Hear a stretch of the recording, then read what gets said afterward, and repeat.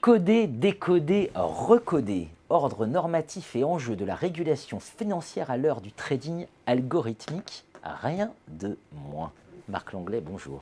Bonjour Jean-Philippe Denis. Marc Langlais, actuellement professeur à European Business School et en partance pour Neoma Business School. Commencez pas qu'on sera diffusé cette vidéo, comme ça, au moins vous aurez les deux titres. Management face au judiciaire, les défis de l'internormativité, c'était dans l'ouvrage, numéro spécial, Revue française de gestion.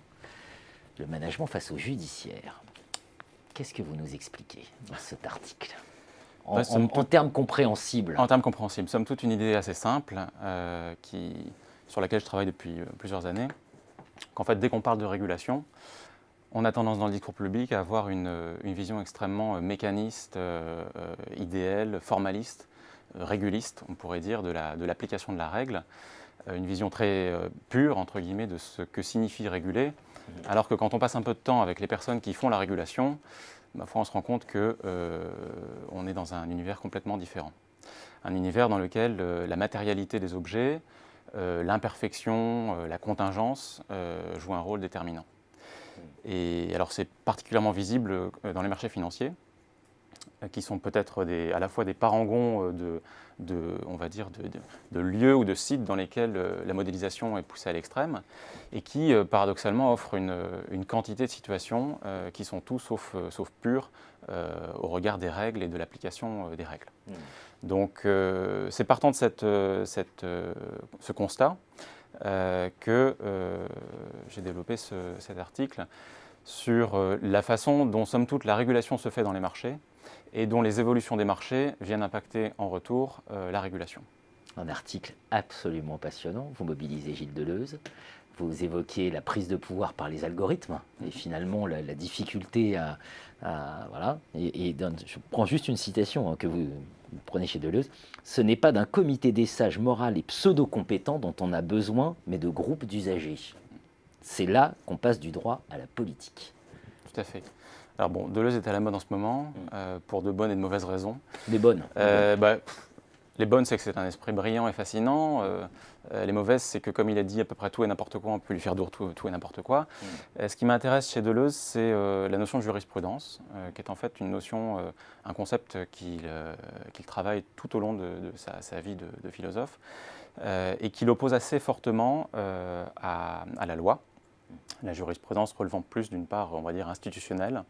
En fait, Deleuze passe son temps dans des conférences, dans des entretiens, à expliquer que la loi ne produit rien, mais seule la jurisprudence, c'est-à-dire la tentative qu'il y a de faire sens du droit en situation, permet de créer quelque chose. Et pour ce qui est là de la régulation financière, c'est à peu près la même chose. C'est-à-dire que quand on prend un texte de loi qui explique comment les acteurs de marché doivent se comporter, la notion d'acteur de marché n'est pas forcément bien définie. La notion de marché est d'ailleurs très rarement définie dans les textes de loi propres au marché financier. Et somme toute, ça pose problème, puisque si l'on ne sait pas de quoi on parle, ma foi, il est peut-être difficile ensuite de faire appliquer les règles qui devraient être appliquées. Donc ça, c'est la première idée qui est intéressante chez Deleuze, qui critique la généralité de la loi et qui s'attache à la spécificité de la situation à réguler. Et puis, la deuxième idée intéressante chez Deleuze, c'est la question de la singularité. Deleuze, finalement, dit la vie, c'est au cas par cas. Et il n'y a pas d'application d'un texte qui préexisterait à une situation à partir du moment où on accepte l'idée selon laquelle le marché, c'est le règne de la contingence. Et le travail de la régulation, ce n'est donc pas d'essayer d'imposer un cadre normatif sur une réalité qui préexisterait, mais au contraire, voire même de reconnaître des choses qui auraient été décrites dans le droit pour ensuite dire c'est comme ça que la réalité doit être déployée, mais davantage c'est une sorte de bricolage, de série d'ajustements permanents, de justifications, de discussions bien évidemment. En fait, il y a un travail herméneutique, interprétatif, qui est pris en charge par les acteurs de la régulation situés, c'est-à-dire ceux qui vivent dans les salles de marché, et qui essayent de faire sens de la situation, là même où le droit n'existe pas, où le droit est trop général pour être compris. Et c'est cet aspect-là que j'essaie de mettre en lumière dans l'article. Alors c'est une question particulièrement intéressante dans le contexte des marchés, qui est un contexte qui s'automatise de plus en plus. Pourquoi ? Parce qu'en fait, l'essentiel des transactions financières aujourd'hui sont prises en charge par des algorithmes qui, comme vous le savez, sont des scripts, donc d'autres types de textes, mais qui fonctionnent selon des logiques assez différentes, des logiques computationnelles, binaires, qui ne sont pas du tout des logiques littéraires, d'interprétation, comme on pourrait les trouver dans une discussion, la parole entre deux êtres humains, ou même la lecture d'un texte par un être humain, qui va donc essayer de faire sens de ce texte dans une situation. Le code algorithmique, somme toute, est en lui-même performatif, il n'a pas besoin d'institutions symboliques pour s'appliquer, et le code est traversé de part en part, lui-même, par sa calculabilité, et s'oppose en fait à l'interprétation. Et ça, c'est un problème qui commence à être, sinon formalisé, du moins perçu, évidemment par les acteurs qui le vivent au quotidien, mais qui, à mon sens, est encore trop peu pris en compte par les instances de régulation. Alors, il y a des explications à ça, à mon avis. C'est que les gens qui écrivent le droit sont issus de formations juridiques ou financières, économiques. Et je pense que les régulateurs mériteraient d'embaucher quelques sociologues, quelques anthropologues. Ça leur ferait le plus grand bien. Vous évoquez dans ce texte, et c'est un des grands points, c'est la question de la responsabilité. C'est-à-dire comment on attribue des responsabilités dans un contexte comme ça, gouverné par les algorithmes. C'est tout le paradoxe, c'est que la justification de la mise en place de l'algorithme, c'est de rendre le marché plus parfait, c'est-à-dire de faire en sorte que le marché ressemble le plus possible à la théorie financière, en tout cas celle qu'on utilise depuis 45 ans maintenant. Et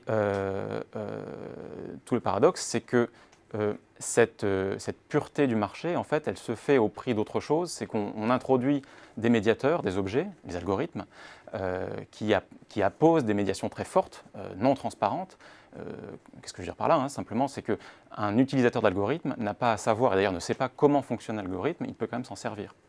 Et donc on introduit entre les personnes qui auparavant conversaient au téléphone, et il y a bien plus longtemps encore, se voyaient dans une arène, à la Bourse de Paris par exemple, pour faire des transactions, on les inscrit dans des systèmes sociotechniques, mais dans lesquels l'accès est somme toute rendu plus compliqué, l'accès à autrui, du fait de la présence de ces objets qui sont très difficiles à corseter, qui interviennent dans des espaces-temps que les êtres humains ne peuvent pas comprendre autrement que conceptuellement. On parle de millisecondes, de microsecondes. Donc en fait, les marchés se développent un monde auquel les clients et les intervenants et les traders et les régulateurs n'ont pas accès, autrement que conceptuellement. Et toutes ces questions-là, qui sont des questions qu'on peut trouver dans d'autres champs, questions qu'on s'est posées sur le nucléaire par exemple, ou sur un autre domaine, sur la pharmacovigilance, la question de la responsabilité là est bien mieux adressée que dans le monde financier. Et ces questions-là doivent être mises sur la table si on veut peut-être éviter les crises à venir. Coder, décoder, recoder, ordre normatif et enjeux de la régulation financière à l'heure du trading algorithmique, plus qu'un excellent texte, un texte important. Merci Marc Langlais. Merci Jean-Philippe Denis.